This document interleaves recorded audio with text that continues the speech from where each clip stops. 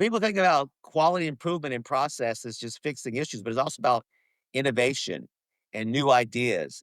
I really like the way to, insert yourself because then you're very valuable, and your career will take off and your salary will take off too, along with, saving the business money. Be innovative, be creative, be outgoing.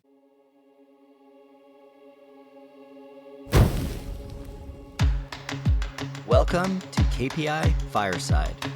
Our mission is simple: to improve companies and to improve careers through continuous improvement. In every episode, we explore the spark, the moment, the mindset, or the method that ignites real change. Whether you're just starting out or leveling up, you'll find the insights and inspiration to fuel your next improvement. Welcome back to KPI Fireside, a continuous improvement podcast. I am your host, Keith Norris. Our guest today is Jeff Gray. Jeff is the CEO of Lean Revisions, an operations management consulting firm located in the greater Washington region.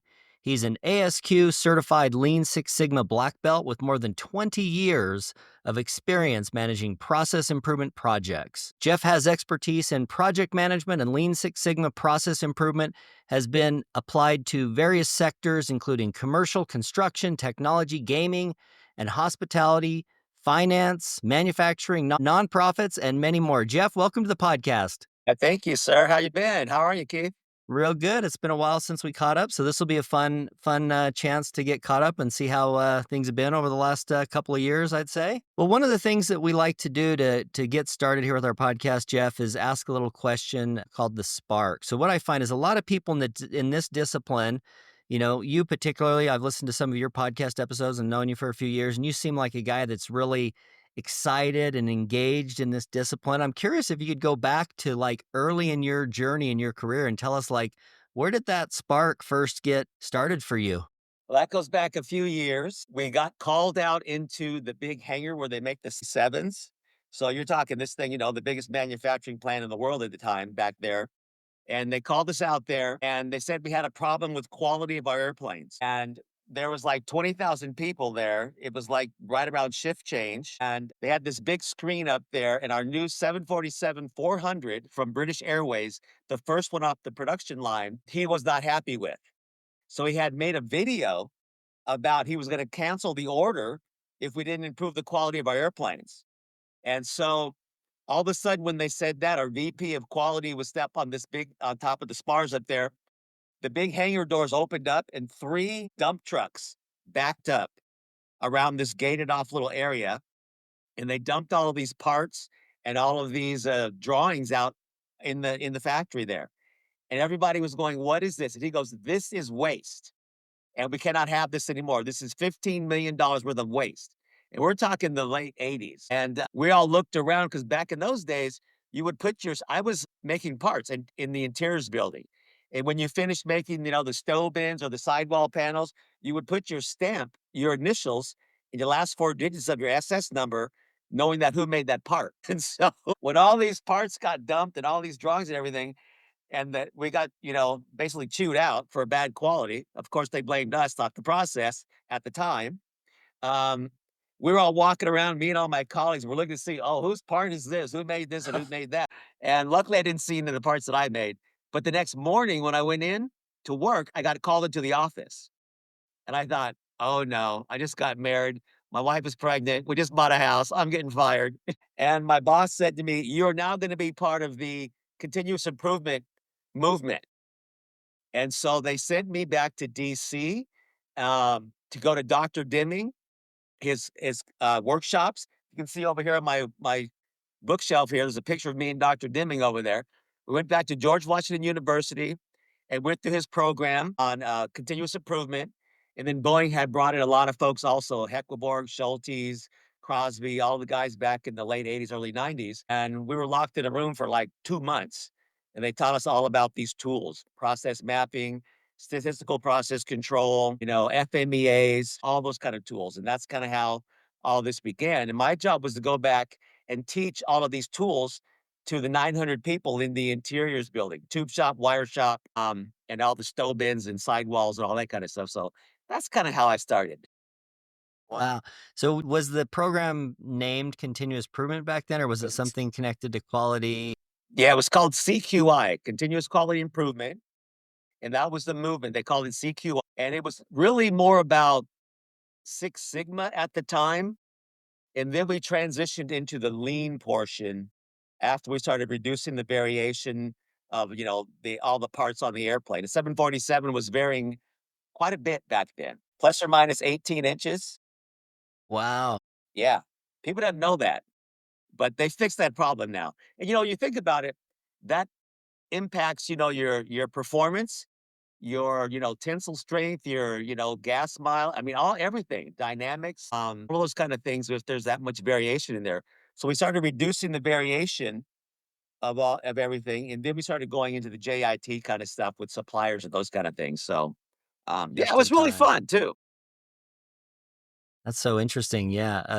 I didn't think about, you kind of think of, I think it's funny about, you get involved in manufacturing as a discipline and you realize how much variation there is. I know 20 plus years ago, I was selling houses. I was involved in real estate. And one thing I discovered is that there's no two houses that are ever exactly the same. No, Get all no, built from the same floor plan, but they might look a lot the same, but there's no two houses that are ever exactly the same. And that's funny to hear that the Boeing 747s could vary by a foot and a half in terms of length. yes, right, right. And just think about when you're So putting in the wiring, you're putting in the tubing, yeah. all that stuff. But sometimes the plane's a little bit longer and the wire doesn't plug in. Now what do? You got to rework. You can't splice that because that's not how it works. You have to have the wire that plugs in correctly Mm. because of safety and all those kind of things. So there was a lot of problems. So I learned a lot from engineering, from supply chain to manufacturing. And back in those days, we had to do things with a calculator. We used SPC with the formulas, on graph paper. We didn't have all of these programs that we have nowadays. So I learned a lot. Back in And the so 1900s, huh? not quite the abacus, but yeah, And then you got involved in this crisis, I guess, of, this quality movement.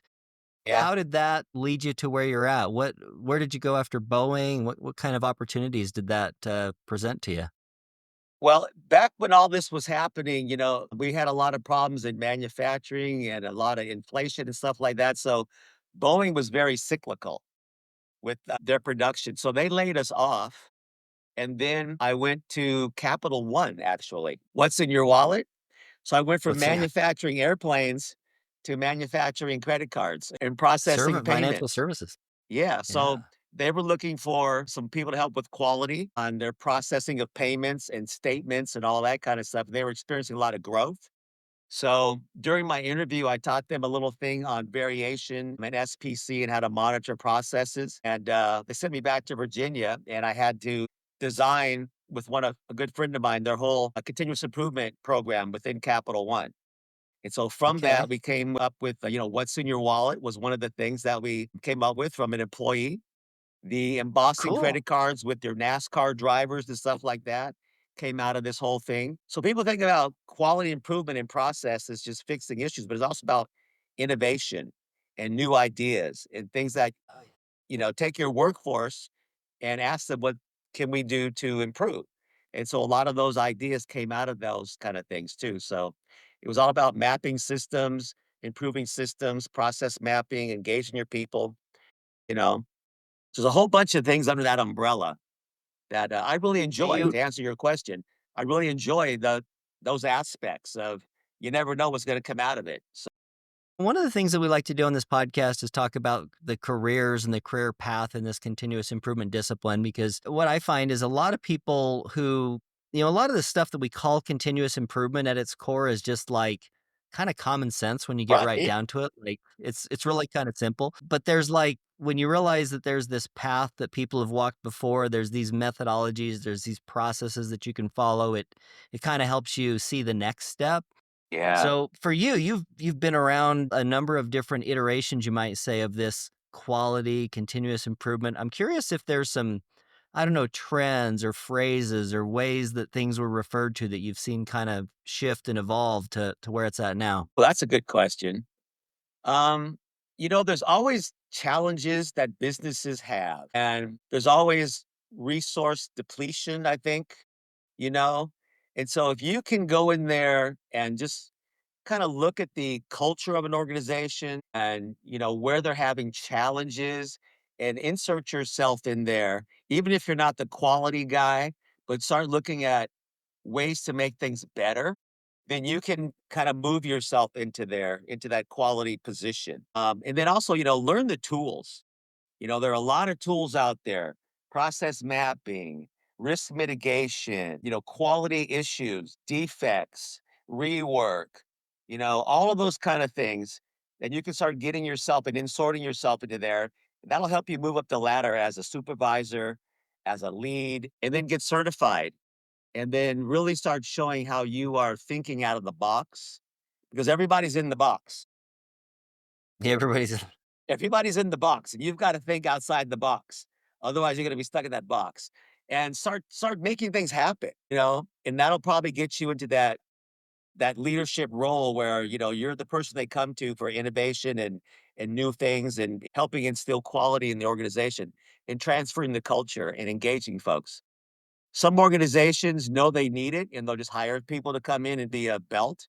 So that's a good way too, is if you are certified and if you have some experience to go in there. But I really like the way to, insert yourself because then you're very valuable, and your career will take off and your salary will take off too, along with, saving the business money.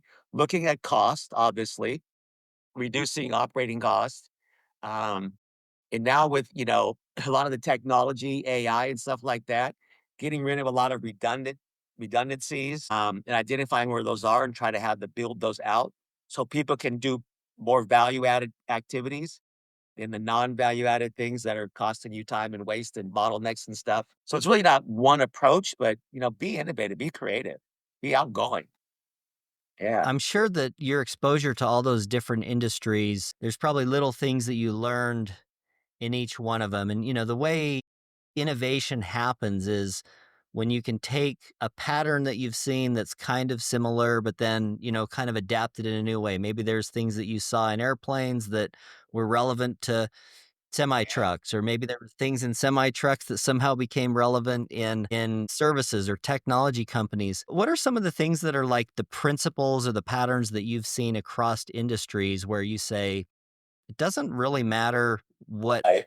whether you're doing products or services, like these things are true about Right. continuous improvement or working with people? Yeah. Yeah. I love that.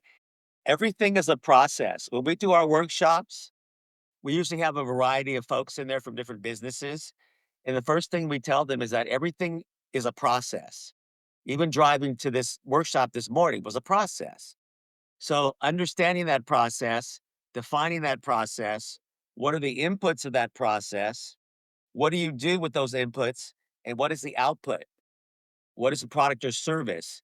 And is it meeting your customer requirements and adding value? And if not, then we got to look somewhere in that process and those inputs to see, where we're having those breakdowns. And so I think no matter what you're doing, if you're in, hospital, you're in finance, you're, food service, you're in environmental, any of those kind of things, look at the process and look at the inputs and look at where they're coming from and are they on spot on target? If not, then we have to fix those inputs beginning at the beginning.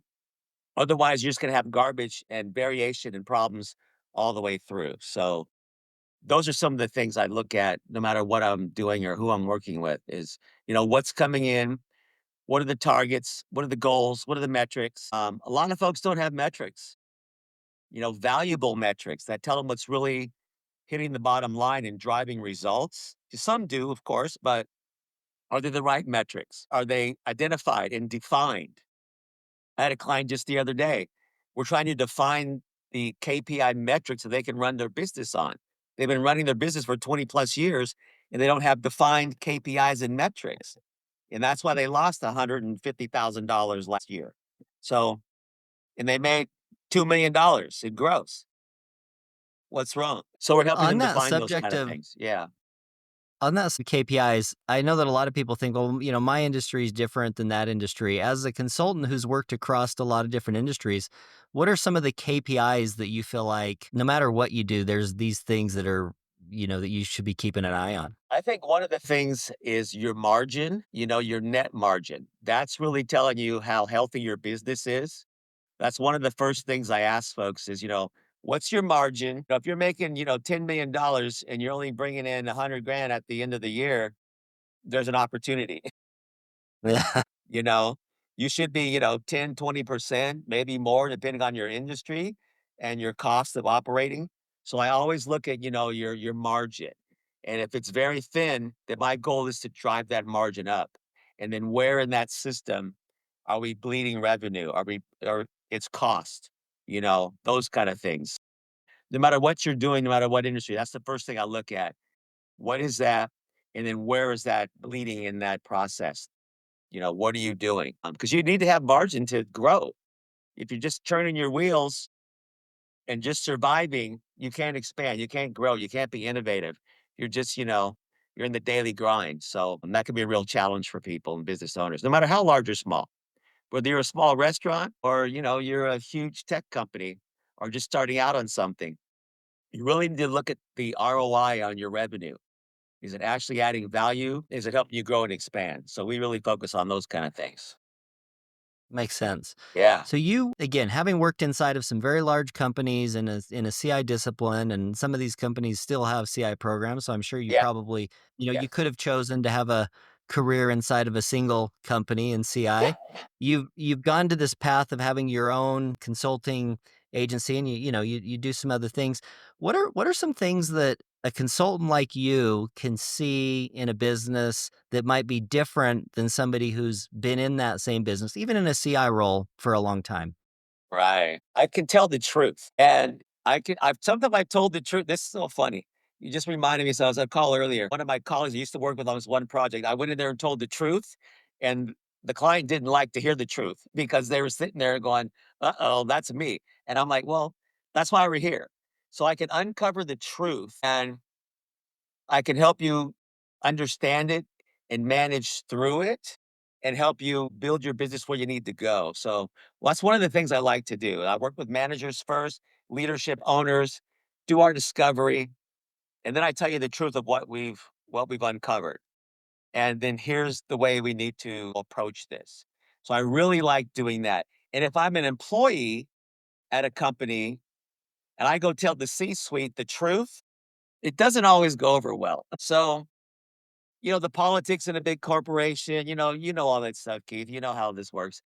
But being an outside person and say, you brought me in here to help you uncover what's really going on and to be able to tell the truth to leadership.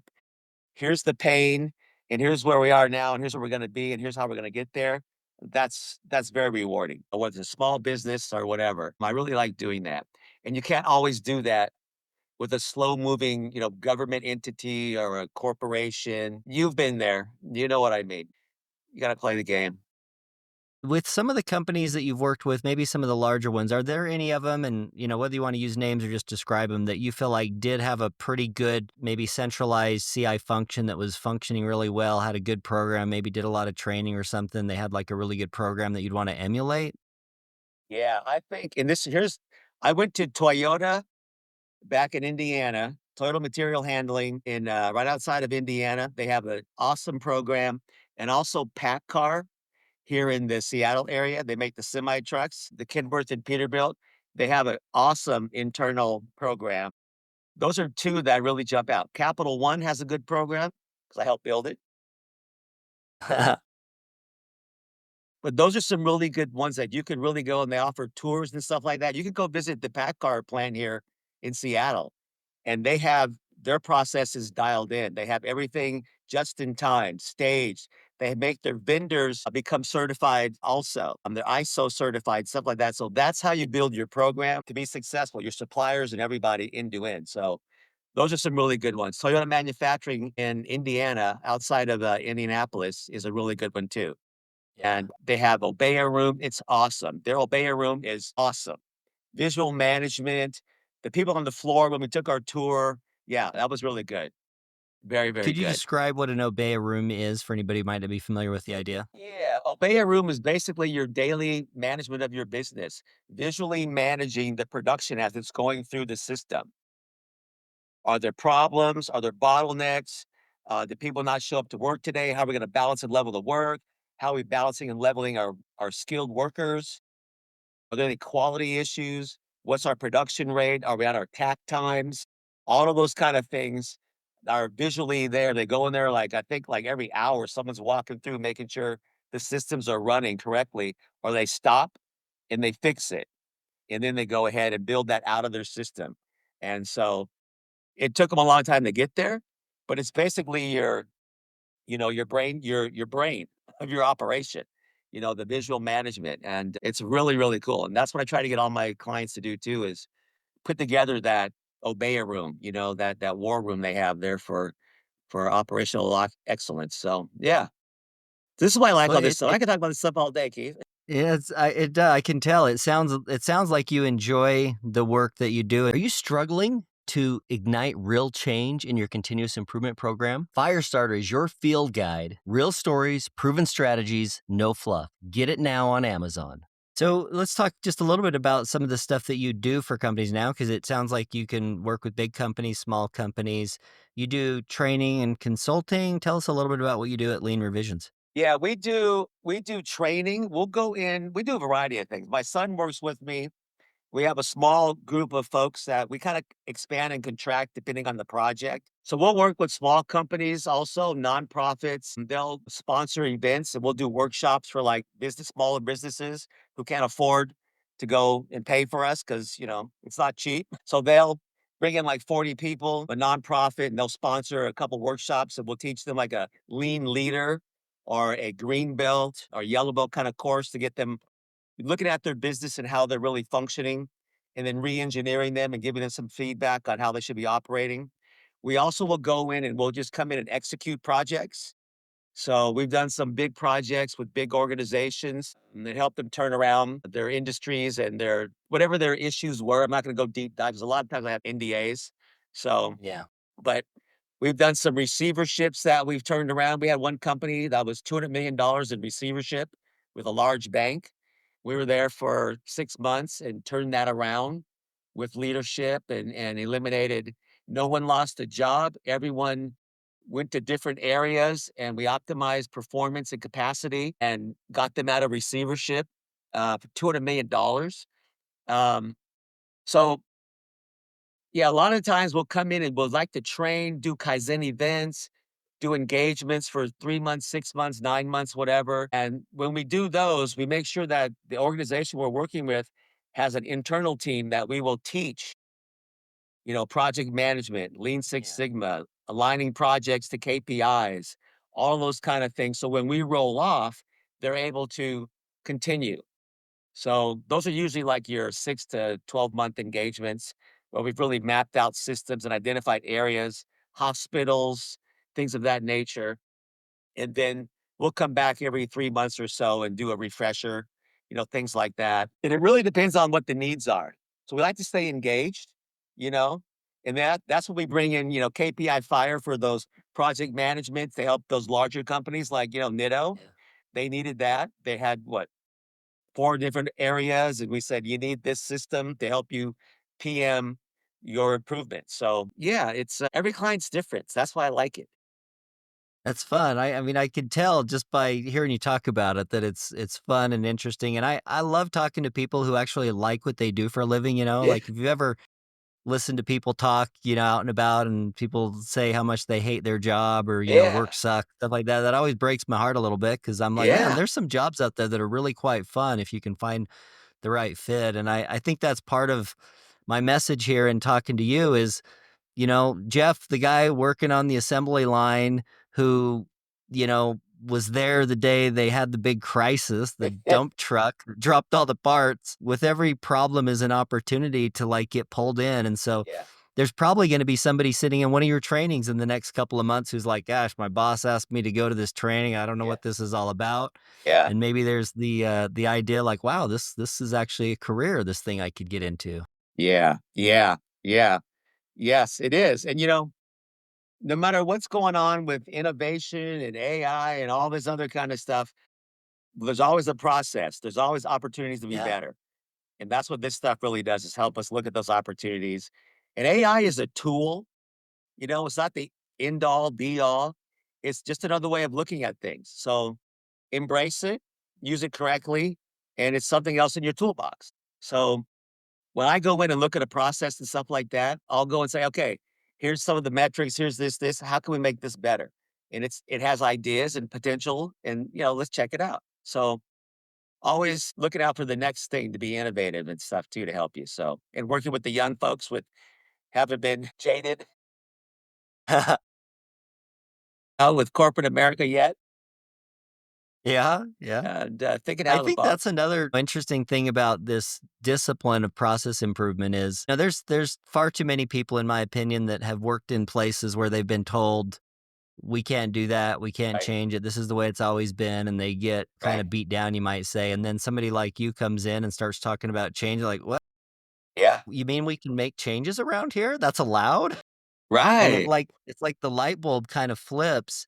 You Right. said something that I wanted to come back to on the Chase story with the credit cards, where you said it was an employee idea Yeah. that led to some of that innovation. I think that there's maybe some opportunity with AI where people have maybe a little bit more capacity. Yeah. I think that's one of the biggest forms of waste is just underutilized capacity. Yeah. Are there some best practices, things that you teach for people to pull people into the improvements? Yeah. We make sure that everything we do is the workforce's ideas. We never go in and tell people what to do or how to do it. We lead them down the path with the tools that they, as a group, put together and implement. And so that's how you get buy-in. That's how you get people sustaining improvements because it's their idea. It's eliminating their pain. It's a solution for them and they maintain it. So we always engage the workforce, whoever the stakeholders are and whoever going to be impacted, either internally or externally. That's how you get those folks involved. You find a champion because when you go in the first day, you only got 15, 20% of the people listening to you. You got a room of 50 people, only 5 or so are really listening and they're ready to go. So you've got 45, 40 people who are going, okay, when's lunch? So you got to get them engaged, get some successes, and then letting other people go, wait a minute, what'd you do over there, Keith? How come, wait, your people are smiling today? You know, what'd you do? I want a piece of that. And so that's how you build that momentum. I've done many, many workshops and speaking engagements where I tell people they want to train the whole organization. And I'm like, no, no, no, no, no. If you got 100 people, give me 15 of those who are ready to roll, who have already bought in, your first Yeah. adapters. And then we get some successes. And then we bring the next 20 in. And then we'll bring the next 30 in. And that's how you get that momentum. You're not going to, fix everybody at once. Doesn't happen. I like that idea of kinda just building on pieces. How do you go in there? Is there a question that you ask, or how do you frame that up to make it so it's not like, "Hey, here's this new thing you have to do," but it's like, "Hey, I'm here to help you solve your problems." Interesting. What I do is when I go in there, this is my magic wand. I bring this with me at new engagements, whether there's 5 people or 50. When we do the introductions, I hand out the magic wand and I say, if you could wave this magic wand, what would be something you would improve? No people, no names, but what's your problem? And they're I all love like, by the that. time we get up to a couple people, they're like, no names. I'm like, no, no names. What's bugging you? And right then they're writing them down and they're like going, this is completely different. I've never had anybody ask me what's impacting me. And so we make this stuff fun and engaging too. You know, this is not a professorial kind of approach. We engage our folks. I Some think we're I crazy. I love the magic wand technique. That's brilliant. We should put a link to magic wands in the show notes with an affiliate link, Jeff, because I bet some people will borrow that idea. That's brilliant. Yeah, yeah. It gets That's a people good one. started, 8 o'clock in the morning, Monday morning, they're like, oh, here we go. Hey, wave the magic wand. What's happening? Yeah, not everybody's great at coming up with like the next $1 million process improvement idea around their joint, but I think everybody has something that frustrates them or something they want to change, right? We all have those. Right. That's a brilliant strategy there. Right. And then from that exercise, I can really tell who's a prisoner or who's engaged. And that's kind of how I pick my top, 15% that are going to be my champions. I can just tell by that exercise alone tells me who's ready to roll and who's ready to learn and make things happen. By that Friday, we're seeing results. And then who's like, wait a minute, I want in. And that's how you build that, like you said, like you asked. Yeah. Yeah. That's a That's what makes it good fun. Yeah, so I love that technique so much. I think that's a good insight too. I know some people, you hear stories about how great things are at Toyota and everybody's involved all the time, but the reality is sometimes you do have a smaller pocket of people who are really leaning in Yeah. to making things better. Some people are, as much as you try to, engage everyone, you can open the door to everyone, but certain people are going to be more Yeah. engaged, you might say, to walk towards that. That's a good insight there. And you don't have to have everybody fully engaged, but you have to have them on board, you know? They have to know the reasoning for why you're doing this. They don't have to be the cheerleader, but they have to, be on the boat, going in the right direction, in the same direction. So some people are drivers, some are followers, you know that, and others are come and go, but you got to, that culture and that end result where everybody benefits is what really keeps things moving, you know? Very cool. Yeah. Yeah. That's some really good stuff there, Jeff. I want to move into a little section we call this the rapid fire. So these are just kind of some short questions, kind of word phrase type answer. Okay. So the most important job of a leader is to Boy, put their ego at the door. good one. You mentioned some of the different tools in the lean toolbox. Do you have a favorite go-to problem solving tool that you like to turn to? Well, there's a couple, depending on what's really happening, but I really like the Kano analysis because that really helps people understand what they really must do and then understand why am I doing more is better in the lighters when I only need to really do this. And if I'm really struggling and not meeting the must-haves, I gotta re-engineer my system. I like using SIPOCs and I like using swim lanes to really get a visual of what's going on. Those are some of my favorite tools that I really start out with, really assess Okay, what's going on. Yeah. you just dropped a couple of acronyms on there for us. Could you just explain a Kano analysis and then aside, just explain what they are? Yeah, Kano analysis really separates things into 3 layers of if you're running a business, what are the must-haves, the things you must do to stay open? Meet the customer requirements. If you're a pizza joint and you only want to make pepperoni pizzas for everybody, what must you have in place? The oven, the brick and mortar, those kind of the dough machine, the employees, the pepperoni, the tomato sauce. Those are the must haves. If you want to be more is better, you want to start making supremes and combos, what must you do to get to that level? So it helps you really compartmentalize those kind of levels of efficiency and effectiveness. SIPOC, SIPOC, Supplier Input Process Output Customer, is a tool that lets you at a high level visualize, say, like, you have 7 or 8, 10 steps from beginning to end. What are the suppliers, the inputs? What do you do in each one of those steps? What is the output? And who's the customer of that step, internally or externally? And you can look and see if those inputs are really adding value to that process, that fit formation functionality in that output as it weaves through your system. And it really kind of gives you an idea of where there's opportunities and where you might not have the right inputs or the right metrics. And then that can help you really redefine and re-engineer design processes better. Looks for gaps. Yeah, Wonderful. Yeah, it's a definitely a great tool. If SciPoc is a new concept, go look it up. It's a great tool and skill to have for sure. it is. It is. Okay, how about do you have a book recommendation, something that you're either into now or one that you recommend to folks? And you caught me on my day sitting at my bookshelf. I recommend everybody read this one. Lean Six Six Sigma Sigma Pocket. Pocketbook by Michael George. This is the beginning. When I went to take my ASQ exam long time ago now to get certified, this is the pocketbook that really helps you understand. It's a easy read. I think it's a great book for people to really see that, hey, I can get started with doing this stuff. Yeah. Yeah. Very cool. That's a great Yeah. one. There's a lot of them out there, but the other ones are like 1,000 pages. Let's not scare people. Start with the basics. Start with the pocket. Yeah, This that's one's a good one. only, 100 and something. Okay, here's another finish this sentence. Continuous improvement is. Never ending. Yeah. Okay, do you have a favorite question that you like to use in your practice? Favorite question? How can I help you? Yeah. Very good one. Is there something about the continuous improvement discipline or your work that sometimes you feel like you have to explain or maybe, kind of fix a misperception about? I think one of the things I'm glad you asked that.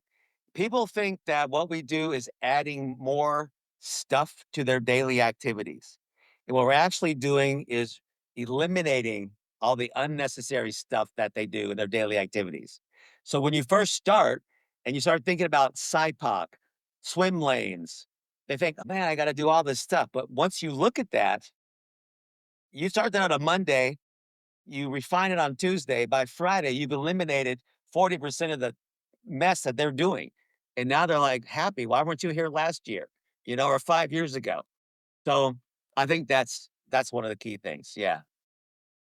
I love that. There's probably a brilliant insight about how to open a training there. Like, hey, this might feel like something else you have to do, but our objective is to, by the end, to have less things that Right.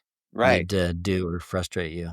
Right. I think that's Right. so true about this work is, the more work can be fun and interesting, engaging, the less it has to feel like work and the more it gets to feel like just, fun and interesting way to spend your time and get paid for it. So who wouldn't want to do more of that? Exactly. Exactly. Give us a prediction about the future of like AI and continuous improvement. What do you think's going to be, true or not true a year from now? I think people are going to realize that AI is not a threat. It's just a tool that you can use if you use it right. You have to use it right. There's some people trying to do nefarious stuff with it, and that's uncool.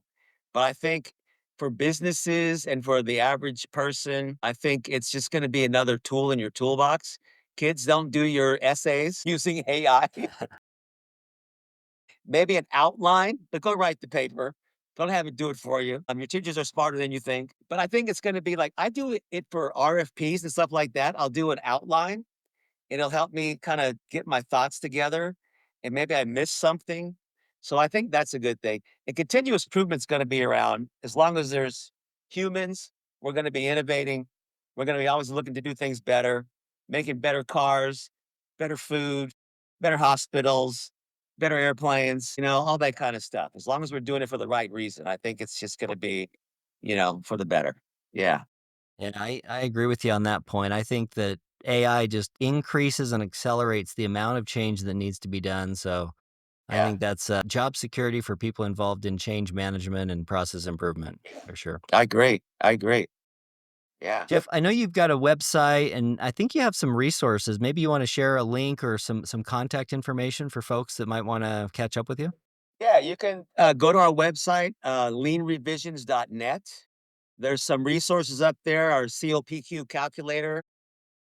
It's free, it's a browser version. You can use it to identify cost of poor quality, the 8 waste in your processes. I also have a podcast called The Lean Lounge on Spotify and Apple and all that kind of stuff too.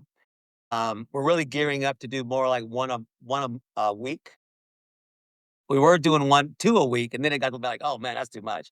So we slowed down, took a break, and now we're getting back into our cadence. I mean, there's a lot of resources on our website too. There's templates you can download, and we're gonna be starting in next month, we're gonna be having workshops, and virtual workshops. So my son, Mason, who works with me, and some other folks that work with us, they're gonna be doing lunch and lean, they call it.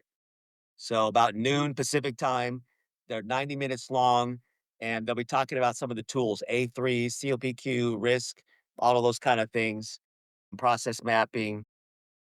So look for that also coming out next month. But yeah, a lot of I stuff love going it. on. Thanks for sharing those resources with everyone. I think I remember seeing a white belt training resource that you guys have that you share freely, so Yes. that's wonderful. Thanks That for too, doing that. that's on the website under resources. If you really just wanna understand what this is, go to our website, leanrevisions.net, go to the resource tab, and there's 10 videos, they're like 5 minutes long, and it really walks you through just what is all of this stuff. And then you get to take a little knowledge check, self-paced, that comes to me, so then I know if you've really got the knowledge, if we transferred knowledge to those videos. So take an hour of your time, listen to them. If you're interested in, understanding more about what we do and lean and the methodology, it's a great resource. Yes. Wonderful, wonderful. And I suppose you're on, LinkedIn also for anybody that might wanna connect with you? Yeah, we're on LinkedIn. That's the best spot, LinkedIn. We do have Facebook and X and Instagram, but LinkedIn's the best because those are kind of hit and miss sometimes. Yeah, I hear you, I I hear you. need AI to do that for me. There you go, just around the corner, right? Yeah. But we are on LinkedIn all the time. Yes.